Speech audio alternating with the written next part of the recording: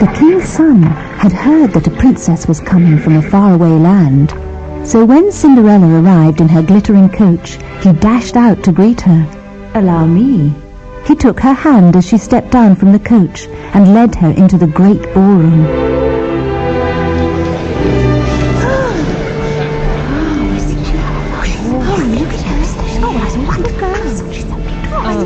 All the chatter stopped. Everybody stopped dancing, and all the musicians put down their instruments. Everybody wanted to look at the beautiful girl, and the only words that echoed round the room were, "Who is she? She looks like a princess." Then the king commanded his musicians to play, and the prince danced with Cinderella.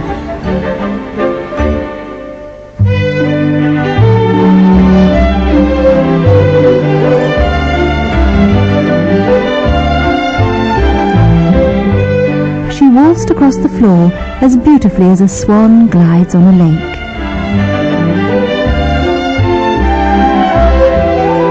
Even her ugly stepsisters couldn't keep their eyes off her, although they didn't realize who she was. But Cinderella recognized them, and she was so polite that she went over to them and shared special sweetmeats with them.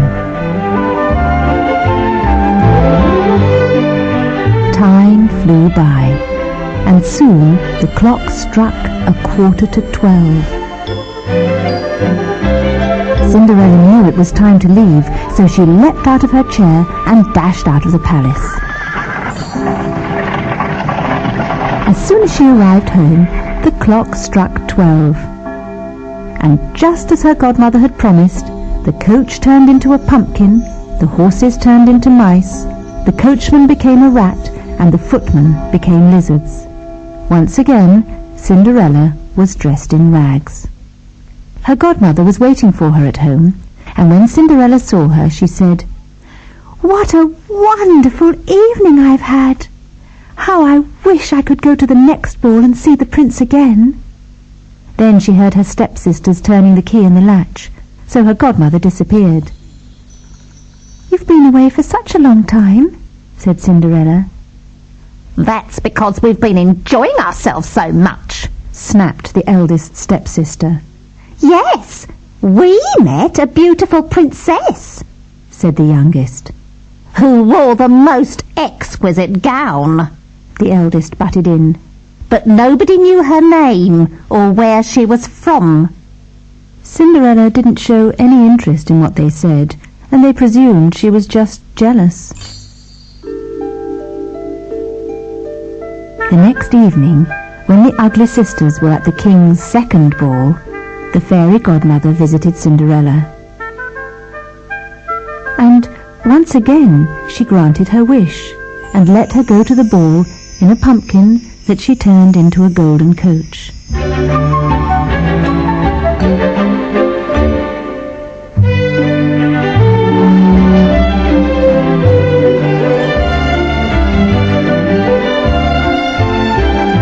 This time, the prince never left her side. He was determined not to let her run away again. Cinderella was enjoying herself so much that she didn't realize what the time was, and she almost forgot her godmother's warning.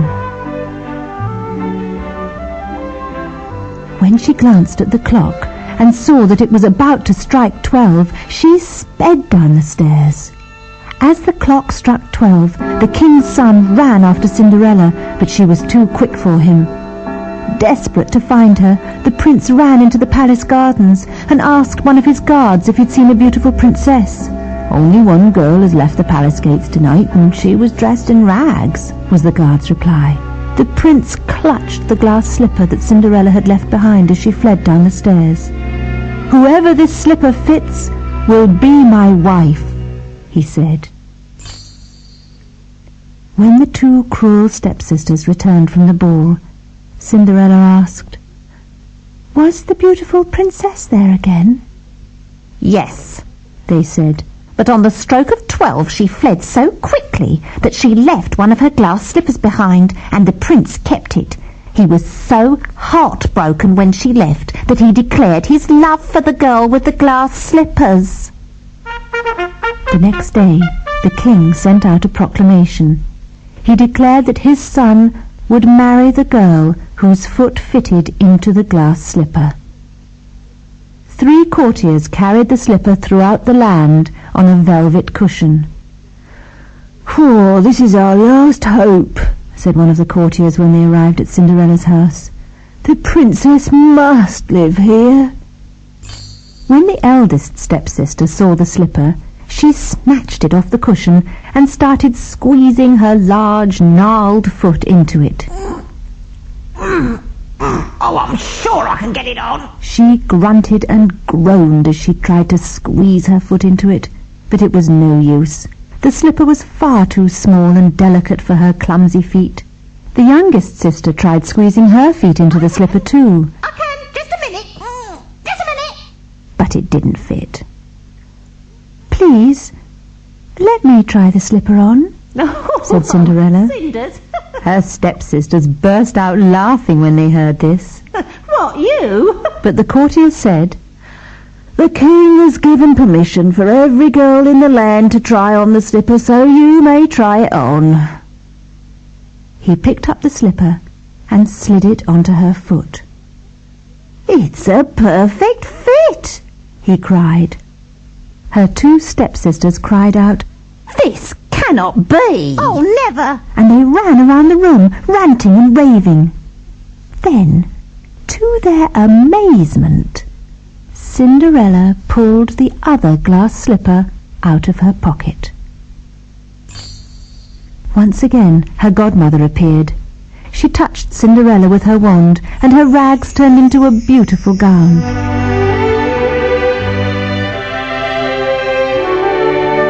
It all became clear to her 2 stepsisters.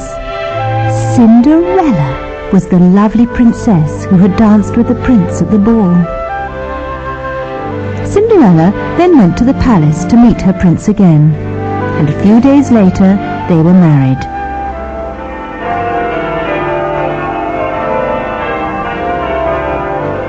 And on the night of the wedding, the king held the grandest ball that had ever been held in his kingdom.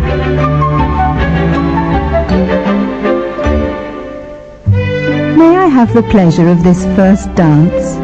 said the prince as the music began. So Cinderella took his arm, and they danced the night away.